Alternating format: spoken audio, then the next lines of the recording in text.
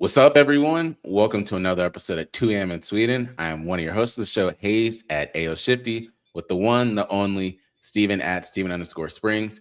I'll start by congratulating you, Steven, in the Big Ten. But this is a three-peat that you all have.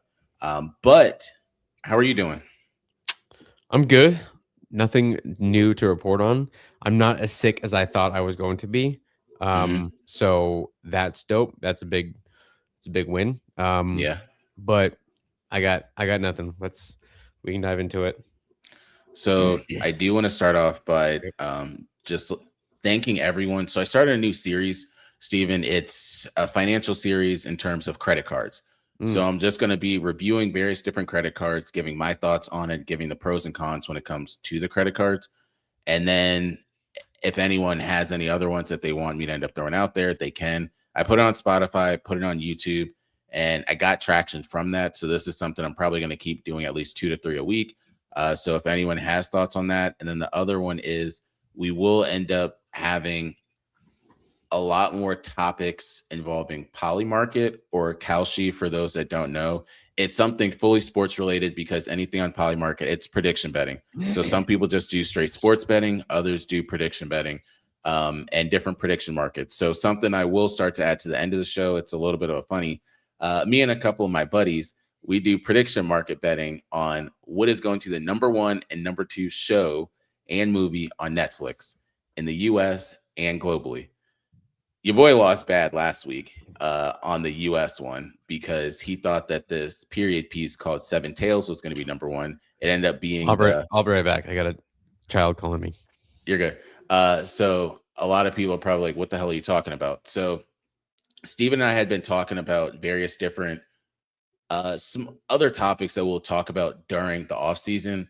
One of them that we did bring up is let's chop it up about various different topics, either culture related, music related, anything like that. So we were like, all right, cool. That's good. The next thing that I'm going to add a twist to just to get other people involved in it, just for the sports bettors out there, is going to be Netflix. So Netflix has this thing where, well, it's on Polymarket. What will be the number two US Netflix show? What will be the number one US Netflix show? Uh, your boy lost bad last week. He went with the Agatha Christie Seven Dials, did not win. But the other part is, I can end up watching the show. It's good. I didn't say the show's good, but the number two winner was 11-22-63. For anyone that doesn't know, that's the JFK one. The number one for last week was His and Hers. So again, this is something that if anyone wants to do research, listen to it, watch it, do that. I'll recap this at the end of the week, and I'll let everyone know how those two are going. Something small, it'll be in my what you got, so it just doesn't take up too much time. That's the main thing over there. The part I do want to start talking about is we can go into college football to start. Number one, did you watch the game? Yeah, I did. You did. I only watched What probably half of it. the national title game? Yep, absolutely. Of course I did. Okay, I'm I listening. didn't I didn't watch. Did you think I wasn't going to? I thought you would watch it. I was just curious how much because people are asking me, and I said I clearly missed the good half because I went I to watched sleep after the first. Yeah, I watched the whole thing. Last year was an anomaly. It was Notre Dame and Ohio State, and I cannot stand either team. So I Mhm. did not watch last year's, but I did watch all of this game on Monday night for sure. Okay, now let me get your thoughts. Okay, I didn't know if you were going to say something Hey, the about floor it. is yours. I nope, I um. don't have anything yet. Okay, so here's the thing. I know I bullshit around a lot, and I'm serious about things. Like look at the name right here. It's Indiana cheated, but I like I talked about it last week, but it is so much different this week because they won. And the season's over. They're 16-0. I also got to say this really quick. Like I don't think, I don't think I know everything about college football. Like I'm not a Mister Know It All. However, I think Christian would agree, and I hope he would agree that Mhm. I'm pretty ingrained into the sport. I know more than most. Like Yeah, I grew up in the sport. I grew up 2 miles from Penn State's campus. Shout out to State College. Shout out to the family. shout out. Christian's like he's been there, done that. He's seen my family. He knows what it's about. I also like to think I helped Christian's football, you know, appreciation grow over the last decade or so. So there's that. This whole thing with Indiana, I cannot like if you're not really like focused on the sport, just like any other sport, like this happens in soccer, you would know, like you would appreciate it way more than like I would, or you would understand like this team won it all, like that's unbelievable. This is like that. This is such a great, like I cannot even begin to tell people. Like I don't think people understand the significance of Indiana winning a national title in football. When you have Bama, Ohio State, Georgia, Ole Miss is good, LSU, Oregon, Michigan. I know they're down right now, but they just got off a run. Like the Penn States of the world. USC when they're rolling. Like there's so many other elite teams in the country, and especially in a time in college football right now where it's like you're allowed to stack your team. You're allowed to do that. And for them to win it the way they did, 16-0, dude, I don't think people understand how impressive this is, dude. It's the best turnaround. I was trying to think and not be like a person of the moment, but this isn't that. Like, this is the best turnaround I've maybe ever seen in a sport. Indiana, for context, I wrote this down, so I knew we were going to talk about this. Indiana's been playing football for 138 years. They had, heading into the season, they had 521 wins, 715 losses. The most losses all time by a college team. Damn. Like, for context, okay, that's 138 years. From 1966 to 2011, 45 years. Penn State's coach Joe Paterno won 409 games in 45 years, whereas Indiana's been playing football for 138 years, and they have 521 wins. Okay, that's crazy. Their last bowl. All right. Also, in that time, how many 10-win seasons have they had? Just take a guess. I'll give you. Just guess. 4. 0. They've had none until Cignetti got there. They had none. They had some 8-win seasons. I think a couple 9s in there. They had no 10-win seasons at all. So Indiana is dog shit as you can get. They've never been relevant. And so for them to win a national title, again, I know I bullshit around and, make fun of things, but fucking shout out to Indiana, dude. Shout out. Shout out to Indiana. Shout out to Kirk Cignetti, Fernando Mendoza. These dudes just balled out, dude. And there's no 16-0 to run through the gauntlet that is the Big Ten, to look dominant all season. Rarely had close games. Only team that played them closer, the team that played them the closest, Penn State, obviously lost by 4, but whatever. Indiana. Penn State's probably the second best team in the country. Then, if you really break that down, so ODU got to be third at that point. Yeah, shout out to ODU, right? This is not now, Christian, not now. So I just shout out to Indiana, man. I mean, they looked dominant in that game. It didn't look Miami never got really anything going. It was very sporadic with their offense.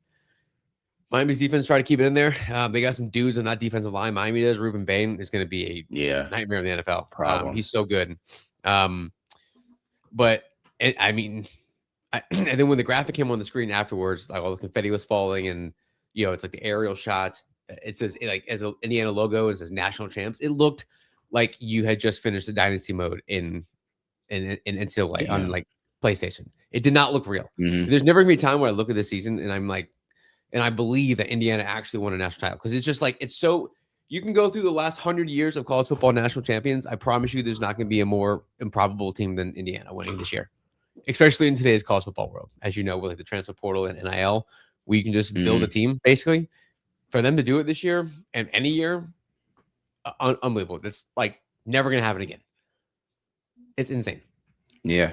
But shout out, dude. Shout out. So the other side, shout out. The other side of the coin that I want to bring up is Carson Beck.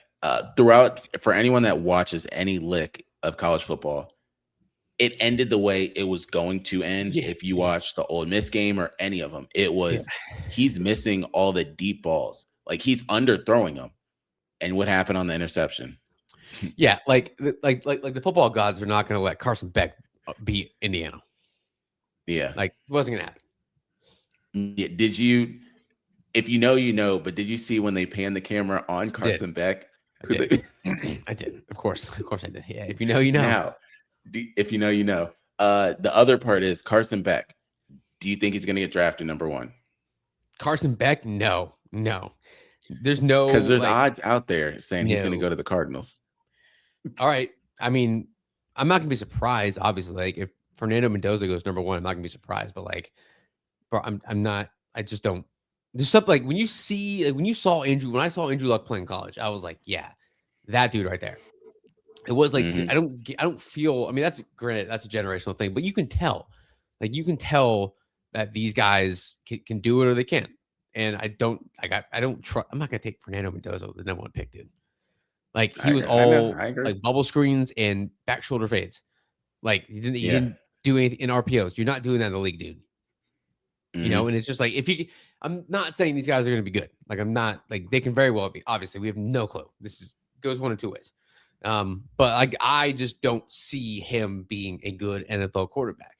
I'm sure he'll get a look. Obviously, like he's probably going to go number 1. Him or probably one of the D linemen maybe. But Carson Beck, no. Like come on, dude. Mhm.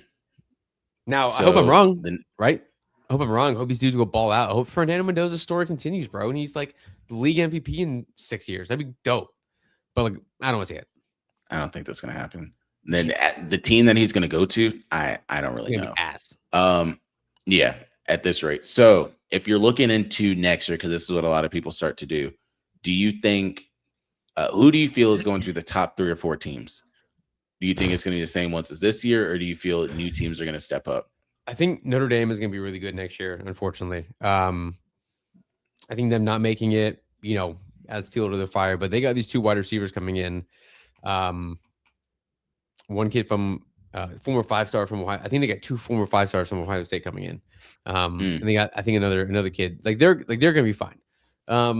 Ohio State, they're going to run it back with Julian Sayin and Jeremiah Smith. He's going to be a year better. I mean, he's still going to be a problem. And if he just takes another step, Jeremiah Smith, like he's going to be and then Bo Jackson, their running back, like Ohio State's not going anywhere. They, Miami got hot at the right time and Ohio State was in the way. If Texas takes another step with Arch Manning, they're going to be a problem too. So I think those are going to be the top. And Dante Moore. But I'm going to go Ohio State, Texas, and Notre Dame. Do you think Texas is going to be up there? I do. Yeah. If Arch Manning takes another step, like it's all what ifs. Like if Drew Aller like took the next step for Penn State this year, we would have played on Monday night. But like it's all what ifs. But like if Arch Manning takes that next step, yeah, they're gonna be a problem too because he's running the ball. Sark's probably gonna have something up his sleeve. I mean, so they'll be fine. And then like I said, Jeremiah Smith in the championship. Yeah, sure, exactly. But like that's like you're right. You're not wrong. Like yeah, exactly. If Arch Manning wasn't dog shit at the beginning of the season, different story maybe. I don't know. No, I agree. Ohio State for sure. Like I just think Jeremiah Smith is a problem, and that's going to give everybody a chance. They got to reload on defense, though. But they're going to be able to score some points. And then Notre Dame. I hate to say it because I hate all 3 of those teams, but Notre Dame's going to be up there too. CJ Carr's coming back. They got to replace Jeremiah Love, but they're going to have some dudes on the outside that were just behind the other elite receivers at Ohio State. So unfortunately, I think Notre Dame is going to be a problem as well. Okay. The next part that I want to bring up then is Mark Fletcher. What are your thoughts on him next year? He's coming back, correct? Yeah. Because he's a sophomore? Technically a junior. Yeah, that's another guy. Like, I don't know who the quarterback's going to be next year because obviously Carson Beck is leaving. Maybe we'll get a transfer guy. Who knows? Or maybe they did. But he's going to be a featured back. He's probably going to be one of the 2 or 3 best running backs in the country. So he'll probably get a lot of Heisman love. But that's another guy. Like, if he takes that next step, that team's going to be a problem as well. So a lot of what ifs. It's too early for this, man. If Penn State's transfer portal class hits, dude, and we get a couple things rolling, I can't speak on them right now. Told sources I would keep it shut, but if a couple things line up for us, what if Penn State's gonna be a problem as well, dude? And we got dog shit schedule, horrible schedule for Penn State. We should be able to cakewalk through into the playoffs. Hey, let's not jinx anything. Yeah, right. And the national title game is in Vegas next year, by the way. So See, there's that. so I wanted to end up bringing that up because you saying the national title game is in Vegas. We're going to use this as a segue to bring it back hometown for us. And I was doing some research because there's a lot of different things coming up next year for everyone. Well, also this year, this summer, we have the World Cup. You also have just the All-Star game is going to be in Philadelphia for MLB. And then I looked at 2027 for the NFL. Do you know where that draft is going to be at? In 2027. No, where? Right here with us in In DC. In DC. Hell yeah. All right. In Well, we're gonna DC. do that. That sounds like a good time. Yeah. It's in Pittsburgh So, this year. yes. Yeah. So next year, 2027, it'll be in DC right outside of the Capitol building. Sick. So That should be dope. I didn't know that. that's just a simple thing that we can figure out a way. I don't even have a concern because it'll be in May or April. So we shouldn't have any worry about the weather. Right. But in terms, speaking of weather, you see the forecast for this weekend? I was gonna bring that up. You want to bring it up now or you want to bring it up later? We can talk about it now. I mean, I've seen I'm a huge weather nerd. So I've been following this. Yeah, dude, I'm on top of this shit like it's no one's business, dude. I'm sending some screenshots out to the boys like left and right. No one gives a shit but me. It's gonna be pretty nuts. I've seen dozens of different like models and all the stuff on X and forecasts, and you check it in the morning, it's gonna be different at night. Regardless, I think it's gonna be a crazy storm, dude, and it's also gonna be freezing. Like we're talking like single digits at some point. Yeah. So stock up.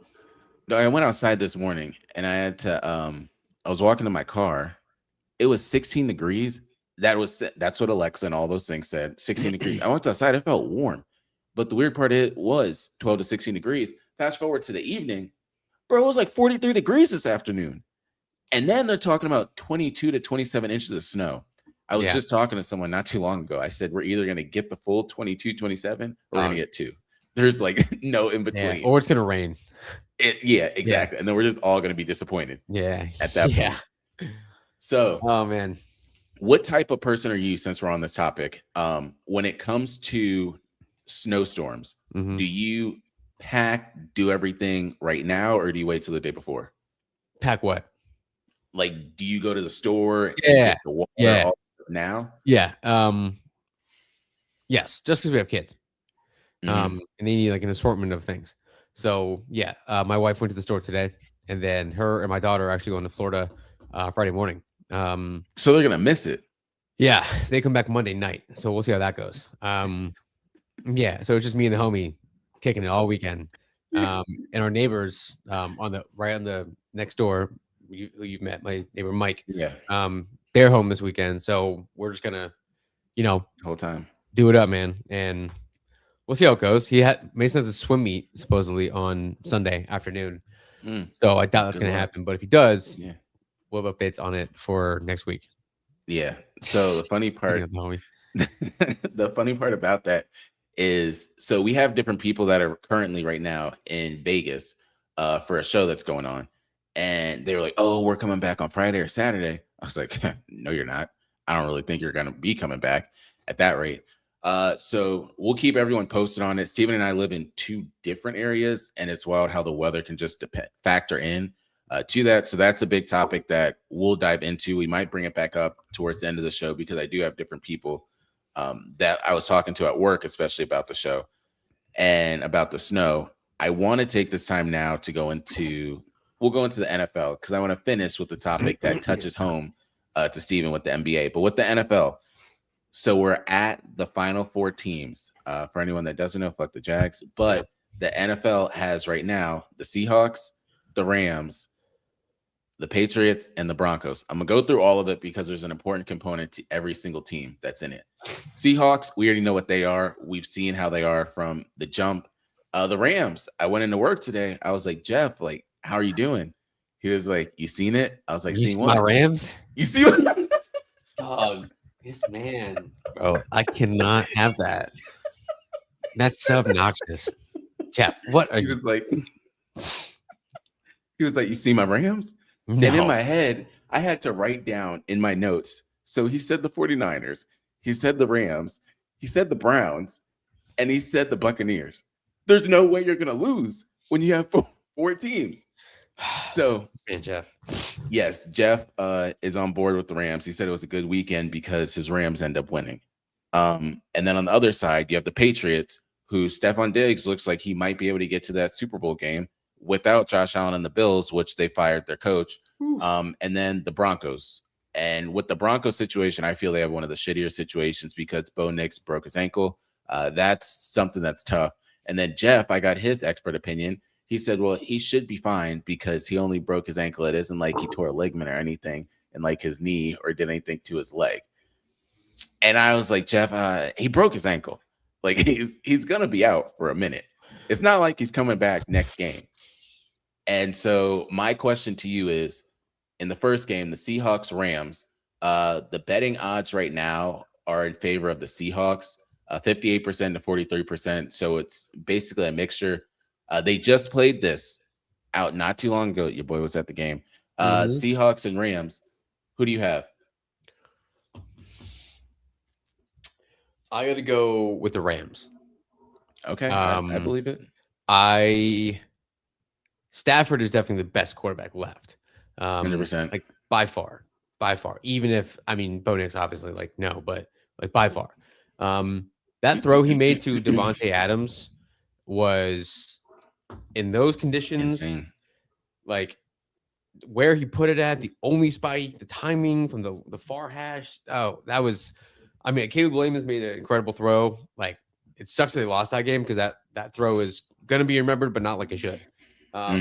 The throw he made last week against the Packers, that 4th down throw, just like hovering in the air and tossed it.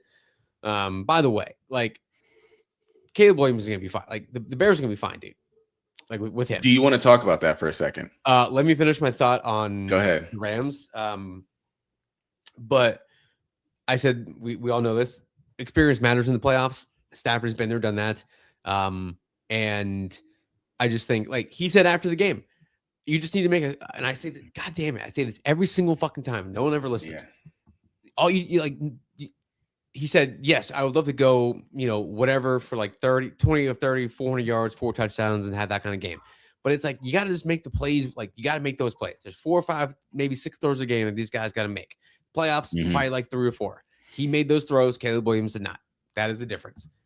Like, defense has played well, but like, you got to make those throws when you need to. And Stafford does it. Like, that's why I trust him. There's going to be one of those plays he's got to make and hit Davante Adams or hit Puka Nacua that I don't think Sam Darnold is why he's going to miss Jackson Smith and Jigba down the middle of the field late in the game. Probably he's going to miss that throw, but Stafford's going to come right back and make a throw. So it's just like, that matters. And I'll go with the Rams because of that. But my heart is with the Seahawks, obviously. I know. This is probably one of the toughest games because they're running back what they just did in December. I'm going to go with the Seahawks just to split hairs with Steven. I can 100% see the Rams. My reason being is in the Super Bowl, they love to see high-profile names or that marketability factor. And I would love nothing more to see Davante Adams and Puka Nacua get rings and Matthew Stafford to get a ring. If Matthew Stafford gets a ring, that'll hands down be one of the greatest trades that'll go down in history for them to end up trading him for Jared Goff. And Detroit's going to be fine. I don't think anyone needs to worry. The Seahawks, we haven't seen Sam Darnold do that next step. He did take 2 teams in back-to-back years to great seasons. That's great. Insane. Now, what I will say, and I was telling someone this today at work, if the Seahawks win, you might as well just lock Sam Darnold in for at least 3 to 4 more years with Seattle. He's not going anywhere. I think you should do it anyways. 100%. Like, that's your guy. He did exactly what is needed. JSN had a great season because of it too. Sam Darnold's 28 years old. I know. And if him and Smith and Jigba can develop it, I mean, that's gonna be a problem. Yeah. Yep. It's and Kenneth Walker is still young too. Yeah, Zach Charbonnet's injured for the rest of the season. Yeah, which probably not the worst thing in the world. I know they want to not get maybe Kenneth Walker that many carries, but like he should be ready now. Yeah, he should do 28 to 30 carries. Yeah, Seattle should keep that shit together, man. Yeah, like they're fine. And like I said, Sam Darnold's 28 years old, dude. Pay him whatever he needs. Exactly. It's wild. They got rid of Gino, and then they brought Sam Darnold in there. Mhm. Worked out. They let DK go to Pittsburgh. Yep. Tyler Lockett's no longer there. Their focus is on JSN. You also have, for anyone that's wondering, what type of veteran or Super Bowl experience do they have? Cooper Kupp's there. Yep. He just Been did done it. that. Like Been there, done that, dude. MVP and everything. So That was he can at his peak too. exactly. So for have both of them, and they always bring this up. Don't be surprised if in this game or if the Seahawks make it to the Super Bowl, Cooper Kupp has some important catches. You Mhm. got him for these moments. You didn't get him for the regular season. He doesn't need to do anything. Then this is really where they want it. But Yep. it would be against me if I didn't bring this up. Caleb Williams throw. I don't Yeah. even need to tell you Yeah. that for anyone that does not know sports, that is one of the toughest throws to make because the way he did it, he didn't put any power into it. It was legit like a fadeaway jumper he did to the Just back of the stopped end at zone, 40 and just threw it. flicked it Yeah. back in the end Flicked zone. it. Just gone. That's all it was. That was nuts. And That exactly one last week was even crazier, dude. I Bro, mean, it's like back-to-back hovering, years. dude. Yeah. So Chicago's going to be fine. Yep. The only thing I can see is one of those receivers that they have won't be there next year. If it was up to me, I would say DJ Moore might not be there either next year or the year after that because your focus is going to be on Luther Burden and Roman Dunze. They just did it last year when it came to Keenan Allen. They had Keenan Allen, DJ Moore, and Roman Dunze. They brought Luther Burden in there. You also have Colston Loveland and then Cole Kmet, who are solid pieces for you there. DeAndre Swift might have found a home in Chicago. So they have a whole offense that's just running there. Just focus on the defense and you'll be good. You can't get down on yourself. You lost to the Rams. Like the Rams with Sean McVay, who's not even 40 yet doing this. He's going to be another one of those people. But going to the other side is really where we want to talk about. And the Texans should have won this game. And I say this because CJ Stroud had 7 interceptions in 2 games. You are never going to win. And then they said Will Anderson is related to LeBron James because the way he lied and said CJ Stroud is still the best quarterback in the league. That's a goddamn lie. You threw 7 interceptions. You threw 3 interceptions in the game, and your team still had a chance to win. Not because of the offense, because of the defense kept you in it. DeAndre Swift, by the way, is 27. There you go. All under 30. Yeah, he's got a good spot there. I just want to finish that up real quick.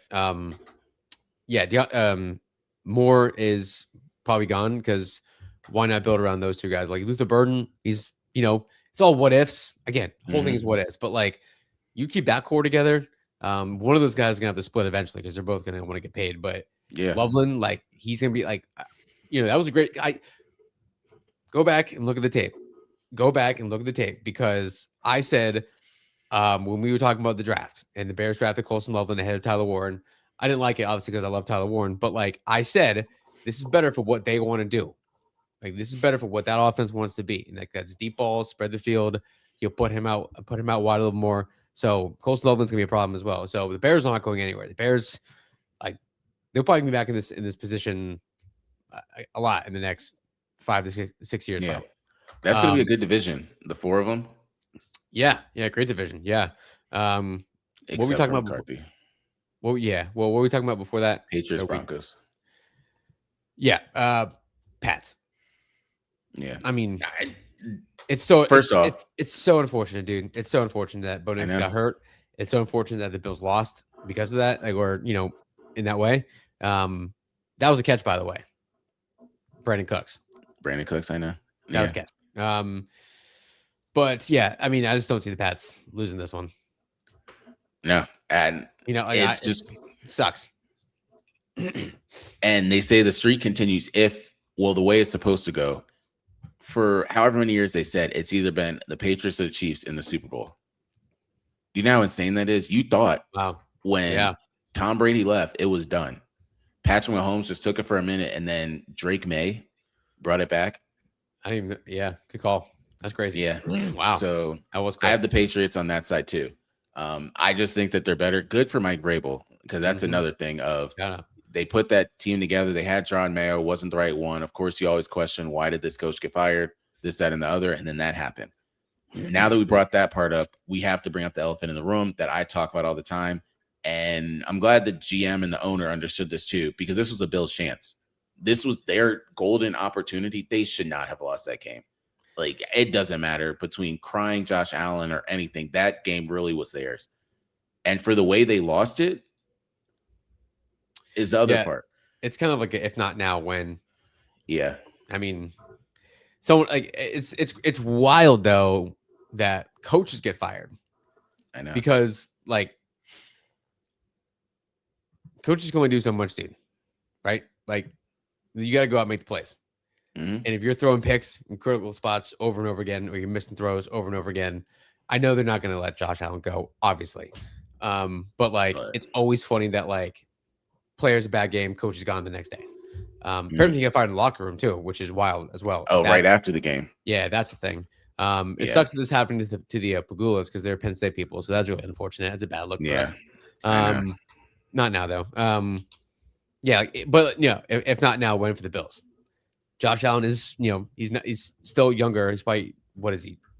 20? He's probably 30, right? If not close to it, yeah. We have the internet for a reason. Josh Allen is doing it live. Where is he at? He's 29. Okay, so he's got, he's got a handful more years, dude. He's got a handful more years, but like, come on, dude, we're waiting for it. You're labeled as the best guy in the league, and it's starting to get old now. Did you hear Pat McAfee in the show calling out Dan Orlovsky? Orlovsky. Yeah, I did. Someone had to, I guess, right?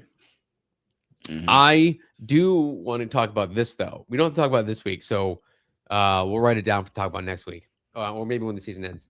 Ryan Clark, they went back and they showed him saying that Tom Brady and Peyton Manning were not generational quarterbacks, and that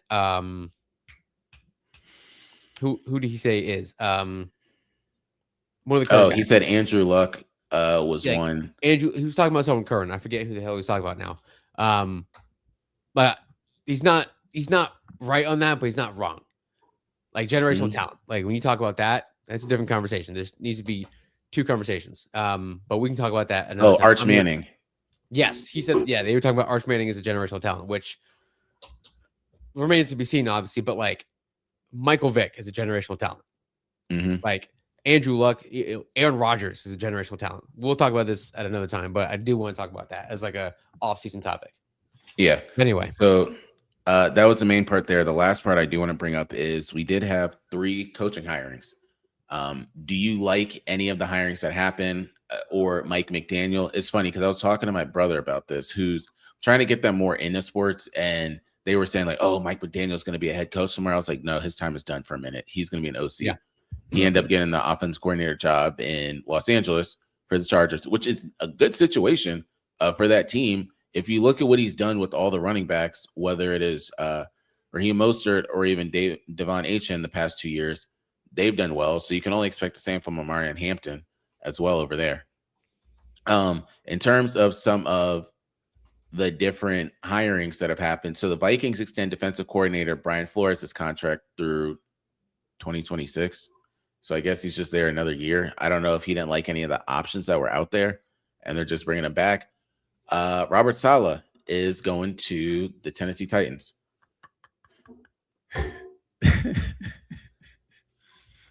That's crazy. If that's crazy, then Eric Bieniemy is supposed to be going back to the Kansas City Chiefs as the offensive coordinator. Okay, that tells me Andrew Reid's going to retire very soon as well. It has to be something. I didn't know that Mike McDaniel needs until you just said that. Actually, by the way, that's a huge get. I thought the Ravens should have hired him as their offensive coordinator. That would have been a good one, but they don't have a coach. That's a great hire for them. If Justin Herbert can, like, if they can get those 2 offensive linemen back, and get them healthy and keep him upright, he can do big things with him. Mm-hmm. Wow, that's a great hire, actually. Yeah, so that's one thing. I want to touch on the Pagulas really quick because did you hear what they said about Keon Coleman? How that was the coach's decision. Like the GM didn't even have a say in that one. They didn't want Keon Coleman. Why can I say all this? But again, you're saying all this when he's still on the team. That's crazy. That just creates so much unnecessary drama. Yeah, I agree. Kevin Stefanski is now with the Atlanta Falcons. All that, yeah. So those are a couple of things. Trevon Diggs got released from the Packers. If anyone was or was not surprised by that, he was there for a game and then he was gone. I'm trying to boil this up to get to the important news in the NBA, so I just have to tell you guys one more thing. Michelle Tafoya is launching her campaign to go for the U.S. Senate in Minnesota. I'm so upset that I got an alert about that today. I was so heated. I was so like, why the fuck did I need? Who cares, bro? I do not care about that. It's so crazy. Yeah, that's sad. I don't know. That was just another thing that they brought up. But all that is cool and all. But the topic I wanted to bring up, I was excited all day because this is in Steven's wheelhouse. Jeannie Buss and all that has been leaked about LeBron James and how have you heard about this? No. Really? No. Really? This is insane. So Okay. Jeannie Buss has basically, it's been reported out there that she's had contention when it came to LeBron for a minute. It's partially because of how, and this is coming on the backs of, I'm sure you probably know about everything Rich Paul has said.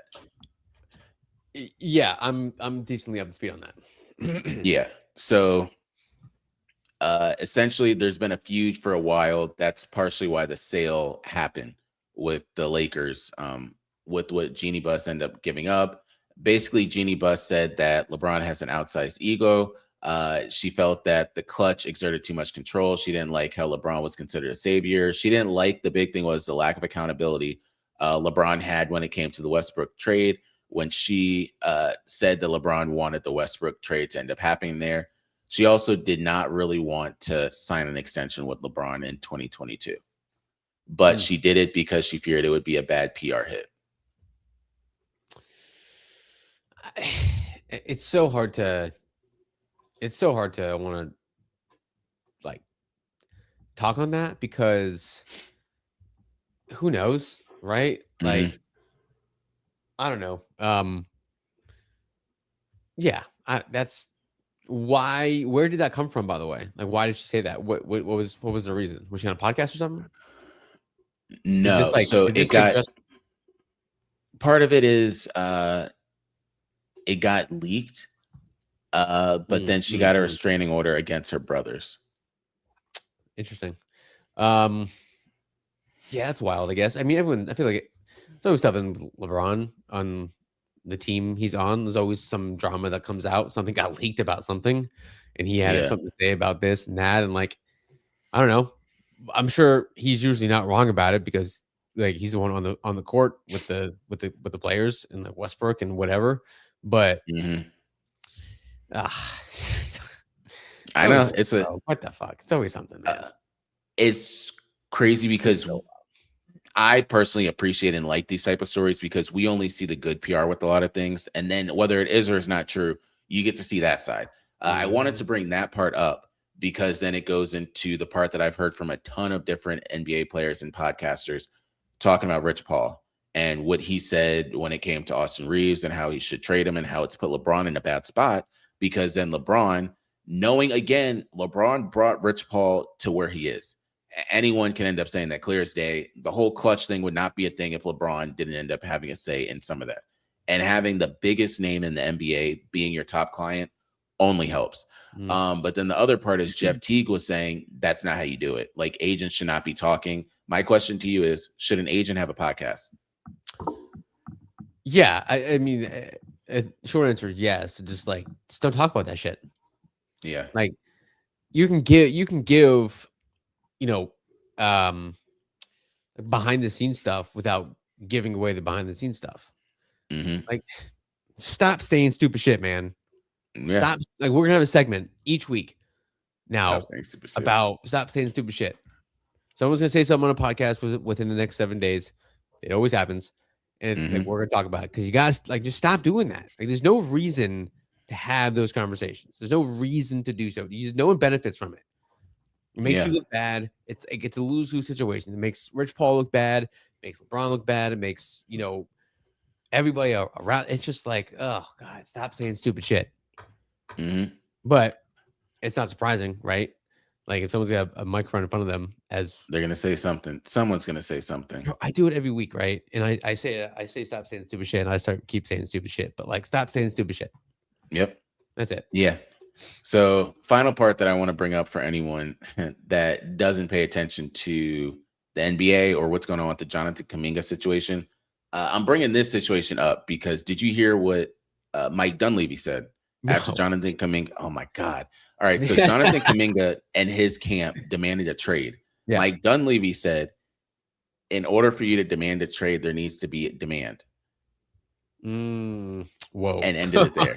So, That's a good one. That's a good one, dude.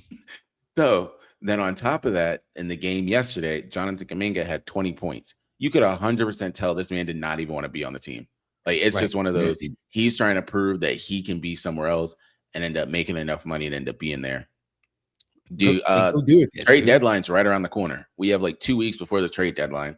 So Jonathan Kuminga's a name to end up watching. Jaren Jackson Jr. is a name to watch. John Morant's a name to watch. Michael Porter Jr. is another name to watch. Those are the main names that people have been bringing up and talking about. Some people are saying Giannis. I don't know if there's enough time right now for Giannis to get traded. This will be an off-season trade. Bro. This is not one of those Carmelo Anthony situations. Like, there had to be a big storm brewing for that. Do the Bucks suck? Hell yes. Is he going to be the next year? Probably not. But this team is bad. And then you have Kyle Kuzma going on the Jennifer Hudson show, and they're like, he does not miss. And they're like, actually, if you watch the NBA, he misses all the time. So, any thoughts on any of the trades that potentially might happen? No. Like, the only thing I would care about would be Giannis and what happens with that, because that's crazy, right? It's crazy when those things are like mentioned, like when there's a big name, like a top 5 player, MVP guy getting traded. I mean, anyone can get traded at any point, as we've seen, but like, Yeah, you were like, there's no way. Why would you trade Giannis? You know what I mean? I know. Like, do we gotta do make that man happy? Build around him. Like, I don't know. Maybe it's just how we think about, no one like, wants to go to a small market like that. how can you trade that type of player who's still at his prime too? Yeah, Like, he's still putting up numbers. Like, but whatever. That's why we don't get paid to make those decisions. That's why we're talking about it like this. you're right. That's why we just talking. So that's all I got. What you got for everyone? I don't know. Shout out to Indiana, man. Sucks. It really sucks. Like, I can't believe they won it before Penn State did. Like, it bothers me. It's gonna bother me until Penn State wins it. But shout out to Kirk Cignetti, dude. He is the real deal. He's one of the 2 best coaches in college football right now. And Indiana's not going anywhere. They gotta do some stuff in the portal, but like, they're not gonna go anywhere. So shout out to Indiana, man. Shout out. So the big thing is just pay attention this weekend when it comes to the NFL championship game. I thought you were going to say pay attention when it comes to the weather. That was next. I was like, damn, my man's really going to let these people know it's going to be bad. All right. But yeah, pay attention to the league too. For the NFL championship games, because you have it's not one of those loud years for football. You don't have those teams of that high marquee name that's in there. Yes, if you're Seattle or you pay attention to football, you know JSN, you know Sam Darnold, you know some of those players, you know the defense. Same thing with the Patriots. Stephon Diggs is probably the biggest name most of you guys know, and it's not even for Stephon Diggs on the field probably. And then when it comes to the Rams, yes, they're in LA, but again, they don't have like those high top tier names like a Saquon Barkley like they had before, or Patrick Mahomes. There's no Christian McCaffrey like there was before. There's no Travis Kelce with Taylor Swift. There's none of that. Your biggest name in the Super Bowl, respectfully, probably is going to be Bad Bunny for those people that do know anything about it. Now, will I watch the game? 100%. I will watch both of the games. I'll watch the Super Bowl. Why? Because I appreciate the sport, and I know those are going to be good-ass games. Seahawks, Rams, you have the trilogy for it. That's a big thing. Then on the other side, you have the Patriots and the Broncos. We know how that one's going to go, so we don't really need to watch it if you don't want to. It's going to be cold as shit there too, probably. But the last thing I did want to bring up is for anyone on the East Coast, make sure to watch the weather. It might be the 2 inches, and then don't be disappointed. It might be 20 inches. But either way, if you're near the DMV area, you could take the metro. Don't worry about driving. If you're far up north or far down south, good luck. Take your horses or anything like that. But until next time, we out. Peace.